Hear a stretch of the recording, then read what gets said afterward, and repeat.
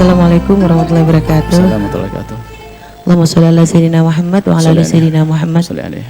Berkaitan dengan masalah emas Bu ya, yang tadi Bu ya sampaikan, ada biasa sekarang ini kita kalau pengen beli emas gitu Bu ya, contoh kami pengen beli cincin, gelang, itu biasa kalau modelnya nggak sesuai kan kita pesen model gitu Bu ya, yang itu kan berarti nggak langsung jadi hari itu, kadang nunggu 2 minggu gitu. Nah biasanya kalau pesen kayak gitu mereka ngasih harus bayar DP Bu ya.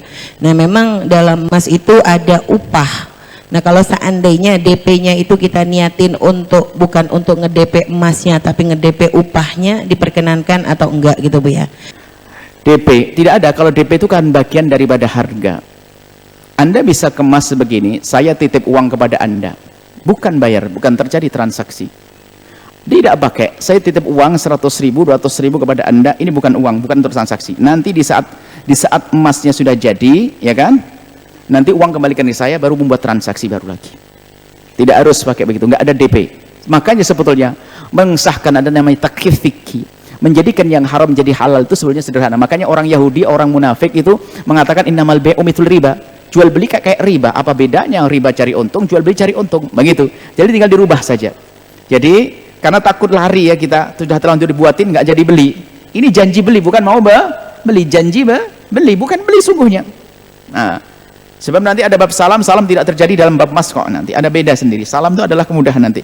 Nah ini maka Anda titip apa saja, titip kunci mobil kayak sertifikat rumah atau apa untuk ya itu sekedar jaminan saja, karena pesan sesuatu takut nanti orangnya lari. Dan tidak ada, karena upah itu sudah masuk di dalam urusan keemasan. Jangan diniatkan untuk niat upah dan sebagainya. Memang nanti akan dipisah upahnya, karena kalau mereka yang membuat nggak pakai upah, mereka upahnya sudah digabung dengan saya penjual emas, ya kan? Saya penjual emas, akan menjual emas, sudah saya masukkan di dalam nilai emas sama upahnya sekalian. Jadi paling enak adalah upah. Kalau upah berarti emas-emas Anda, bukan emasnya dia. Oh, rumah emasnya dia, kenapa Anda ngasih upah? Kan aneh sekali. Upah bikinnya siapa, milik siapa? Miliknya dia, bukan milik Anda, kenapa bayar upah? Ya dia sendiri yang bayar upah, baru saya jual ke saya. Aneh. Jadi karena bukan, kalau milik Anda, baru pakai upah. Saya punya bahan emas kelontakan, ada berapa lempeng emas? Nanti saya bikinkan kalung, itu baru Anda kasih upah. Seperti itu. Untuk mengislamkan mudah, insya Allah seperti itu. Jadi dengan cara ya sudahlah, jaminannya apa deh, jangan sampai nanti lari ada orang pesen-pesen asal saja taunya nggak beli beneran, kan begitu ya. Nah, kalau ternyata nanti tiba-tiba orangnya hilang, ya dijual aja ke yang lainnya, nggak ada masalah. Baik, wallahu a'lam bishawab.